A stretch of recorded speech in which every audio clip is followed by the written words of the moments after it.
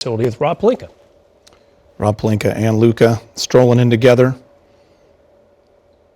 Luca's first comments since the trade. Saw his post thanking Dallas Mavericks fans. And here they are. Let's go to it live. So, in thinking about today and what it means, I think Luka Doncic joining forces with the Los Angeles Lakers is a seismic event in NBA history. And the reason I say that is because we have a 25-year-old global superstar that's going to get on the stage of the most popular and influential basketball brand on the globe. And I think when those two powerful forces come together, it brings basketball joy to the world, because that's how Luka plays. He plays with joy. And if you think about kids in Barcelona or kids in Buenos Aires or children in Shanghai or Sydney, they're going to be wearing a number 77 Luka Doncic Lakers jersey and bringing joy to basketball just like he does. And that's why it's powerful.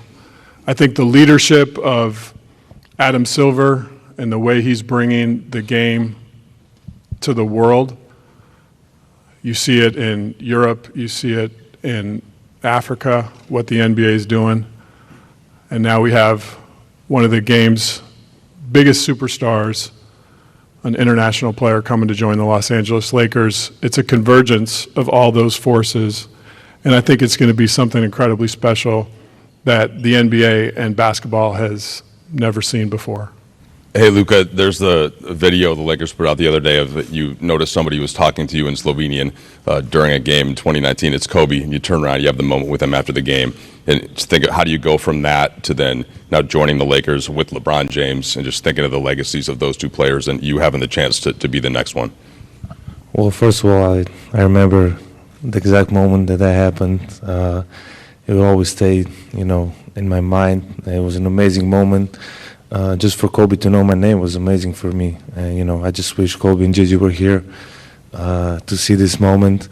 And, I'm excited about this new journey and happy to be here.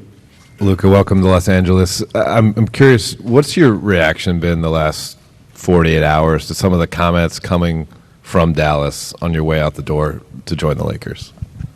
I'm just excited, to be here, to start this new journey.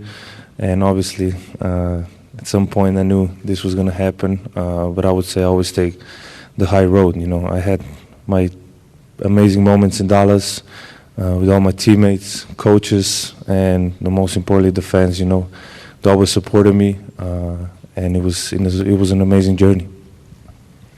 Hey, Luca, Dan Wicke with the LA Times. Welcome to LA. You, in a podcast with JJ years ago, said that the one NBA player that you watched was LeBron James. What is your kind of reaction to being able to now play with him, and how do you think that's going to work for the two of you guys on the court? It's just like a dream come true, I always look up to him. There's so many things I can learn from him, and I'm just excited, just to learn everything, and now I get to play with him. So it's an amazing feeling. I think you even wrote in a social media post that you thought that Dallas is going to be a place that you're looking forward to win championships, staying for your career. Emotionally, what have the past 48 to 60 hours been for you in coming to LA? Well, it was hard first. That first day was really hard. I felt like this last 48 hours was 1 month. Like 2 days ago was 1 month ago. So emotionally it was really hard. But every day that like today was much better. I'm just very happy to be here for this opportunity. It's the Lakers. It's one of the best clubs in history, so I'm excited to be here. You wrote a Dear Dallas letter to fans. It was, very heartfelt, and you talked a little bit about, your shock. How are your feelings toward the upper levels of the organization, Nico in particular, or the decision to trade you? Well, I mean, that's their decision, so I have no comment on that. They made the decision. I don't know why. But that's their decision, so I can't do nothing about it. And then one of the reasons that was given was that there was concern that, beyond this summer, or that there's a chance you might not agree to the Supermax extension. Did you or anyone on your inner circle indicate that that might be the case? Absolutely not. It's easy as Luca, over here, Bill Plaschke, LA Times. Do you feel you have something to prove? Do you feel you have something to prove? Sorry. Do you think you have something to prove? Oh, okay. Sorry. Yeah. Obviously, yeah. Yeah. That's it. Win the championship. You don't come here for nothing else than championship. So I have everything left to prove. So, and the goal is to win the championship. How do you address the criticism that's followed you on your way out about concerns about conditioning and durability? It's a motive. I know it's not true. I know, but it's a motive. Like I say, I came here, one of the biggest clubs in history of sports, so it's a big motive for a long run here. I'll just add to that one, Mark. I think greatness is an evolution in a process. And I think if you're striving for perfection, as we are as an organization or as a player is, you're going to have challenges to make yourself better until you don't play anymore. And so I think that's just something to keep in mind. I would assume the question will be forthcoming, when is Luca going to play? I'd rather just take that one head on. Our sports performance department is led by Dr. Leroy Sims. Luca's got trusted sports performance folks that are going to become part of our family and Dr. Sims' circle. And they're working together as we speak about a return to play plan. We have 5-on-5 scheduled tomorrow for Luca, and we're going to take it one day at a time just to make sure that the calf injury is in a good and safe place. So I would truly say at this point he's day to day. We're going to take it one step at a time. But if all those days go well and Luca feels good and confident, he'll be in a game soon. But we're going to partner with him. And I should mention, too, his amazing team who's now part of our family, led by Laura Beth and Bill Duffy and the rest of the folks that are here today. When we make decisions around superstar players, and we partner and collaborate with them, and that'll be our process with Laura Beth and Duff, who are incredible at what they do. What was both of your guys's, I guess, Rob, what was your level of shock that this was even on the table? And Luca, what was your level of shock that the Mavs were willing to deal you? I try to take everything in stride. I think, it's interesting if all of us watch Luca play, he has a combination of basketball joy and killer instinct, which is really rare. That was number 8, number 24. And I think learning lessons from that mentality are to stay in the moment. And so I don't think of it in terms of shock, surprise. I think of it in, okay, this is coming at me. It's like a game. Maybe a blitz is coming at Luca. He's not going to be shocked. He's going to stay in the moment, figure out the read, and make the play. And so when the opportunity came to me, that was sort of my mindset, is to, okay, this is coming. This is a concept that came to me. Now, how do I process this mentally to get the deal completed? And right away, when it was brought up at the coffee, my mind started churning. There were so many complicated things. We have the Mavericks are hard capped at the first apron. The Lakers are up against the second apron. There's trade kickers. There's going to be a third team that's going to have. So my gears were turning about the deal the same way his basketball mind is processing a play. And so I just tried to live in the moment, and I tried to carry that with me for 3 or 4 weeks as this was unfolding. And by staying in the moment, I think it helped us get to the end. I mean, everybody was surprised, so you can imagine how surprised I was. I was almost asleep, so when I got a call, I had to check it was April 1st. I didn't really believe it at first, and it was a bit shock. It was hard moments for me. It was home, so it was really hard moments for me, especially the first day. But as I said, I get to play in the greatest club in the world, and I'm excited for this new journey. Just kind of following up on that, how do you see you and LeBron specifically, just the two-man game between you? You both can screen for each other, hit guys out of the short roll, create playmaking opportunities. Just how you guys both see the game. Very few can see it that way. Like, how do you see that fit from a passing, playmaking, and just two-man game perspective?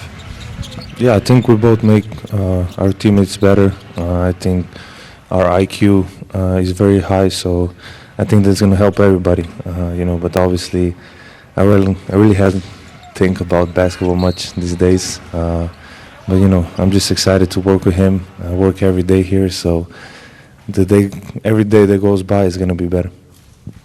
You've been a fan of LeBron. You've talked about it for a long time, but he's also been a fan of you. He's tried to work with you at various different times in the past, whether it be shoe deals or other things. I'm curious, what message did he reach out to you with? Was it a text? Was it a call? What was that? And how did that fuel the way that you think about coming to LA as well? Yeah, he called me right away. He was in New York, so he called me right away. And we didn't talk much because, he said, I understand what you're feeling. But that was really nice of him just to call me right away and welcome me to LA. We've heard from so many other players across the league, Anthony Edwards, Steph Curry, Giannis, talking about their shock at this and also what it means for how teams feel about players and how no one's really safe, quote unquote, to use Steph's words. What have players said to you, and what has it meant to you to have them speak out the way they have? I saw some comments. I wasn't really trying to be on social media these days, but I saw some comments, and it really means a lot. We are rivals, and they speak about me that nicely, so it really means a lot to me. And sure. Oh, directly, I haven't talked to a lot of people, really. Hey, Luca, Nikki K with Spectrum News right here. So emotionally, you go from thinking you're going to spend your career with one fan base, and now you arrive in a new city.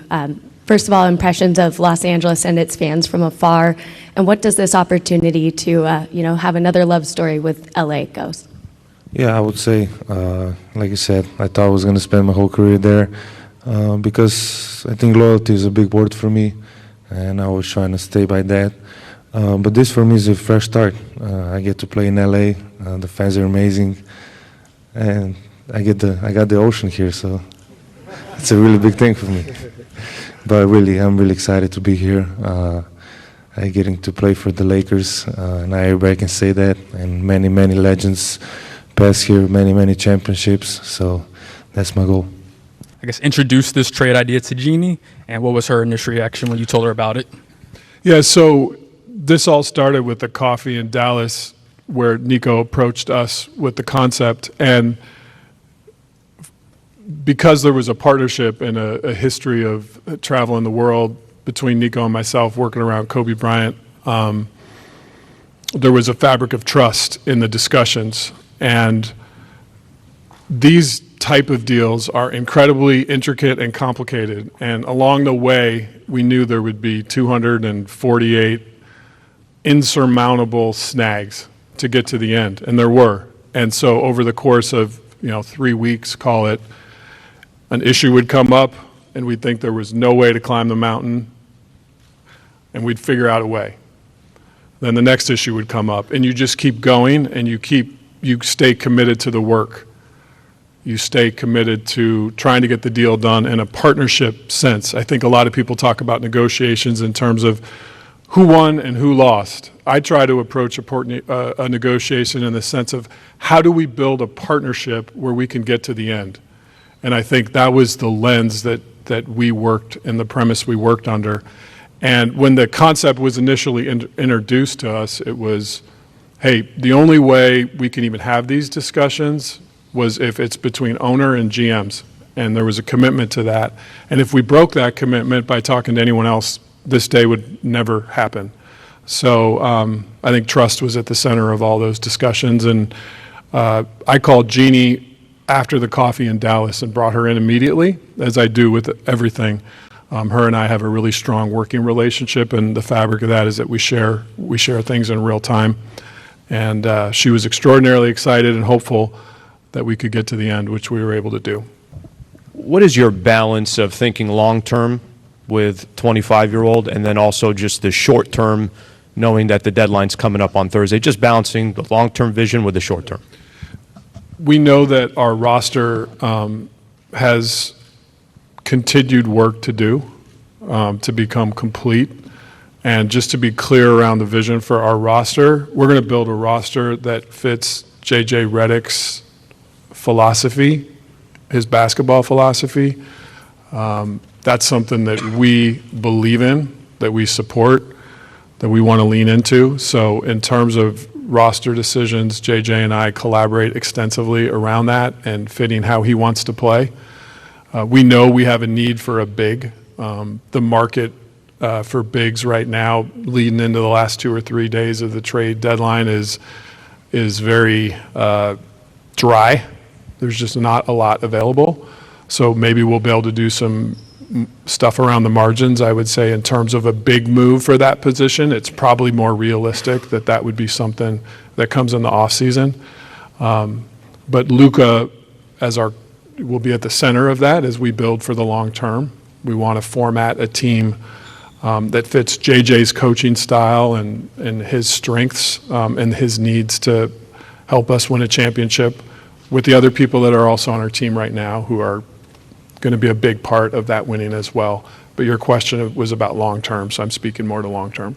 Luca, I know you had about 13 games as a teammate with JJ in Dallas, and just wondered what that was like for you, the relationship that you formed, and then your thoughts about playing for him as a coach.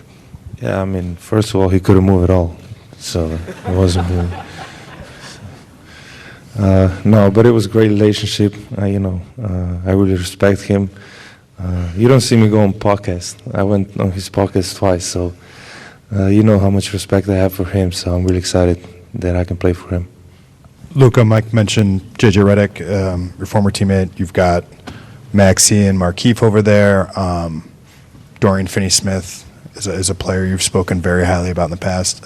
Greg St. Jean was a coach you've worked with. How is that going to help as you take on this crazy life change, having all these familiar faces be here for that transition?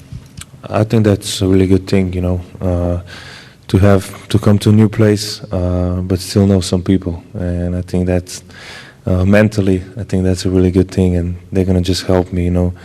The guys that were here, they'll help me learn new stuff about LA, about the team, and it's just helpful to see friendly faces. Rob, when you're talking about a championship caliber big and aligning with J.J. Redick, what do you think the values in that position are required in the modern NBA? Versatility, mobility, a vertical lob threat. I think that's a key to the spacing that Luca likes to play with. Competitive. I think, those are some of the core things there. Those players are hard to find, but we'll accomplish the task that's before us. We'll find a way. As far as just the future and the moves that you're going to be making, designing the roster, planning, how beneficial and important is it for you just to know you have Luka, you have maybe a decade that you can use as a roadmap in terms of just every decision you're looking to make? It's a gift. We're talking about a 25-year-old that is top 3 player in the universe. I can't think of a more amazing starting point to build a roster for the next decade. And I know he has the drive to win that we have here. Our fans are going to see that every night on the court. I know up here he might seem calm and casual and quiet, but we know the alter ego comes out, and we'll see it at crypto.com soon. I can't wait for it. Thanks, everyone.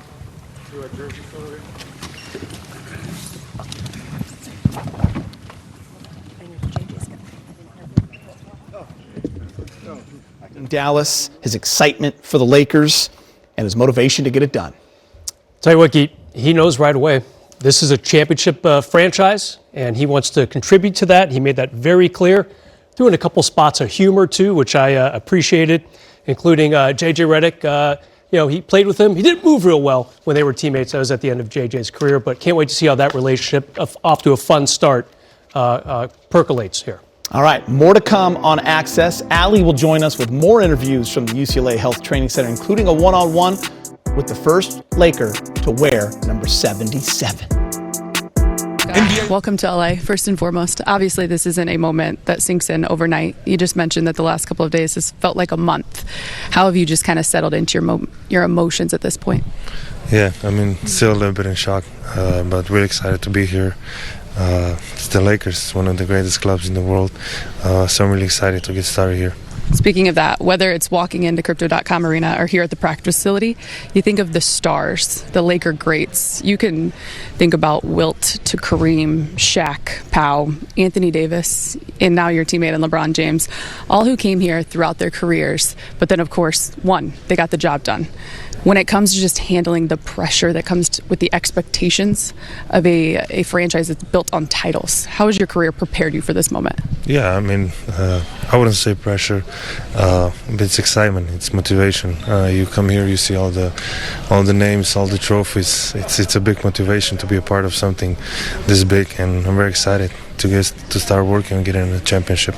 Speaking of that motivation, can you take us inside that a little bit, just from a standpoint of, obviously, Rob mentioned in the press release, your drive to win championships, your play speaks for itself, of course. You've been vocal about wanting to win at the highest level, but you know the narrative out there, just in terms of your health and conditioning.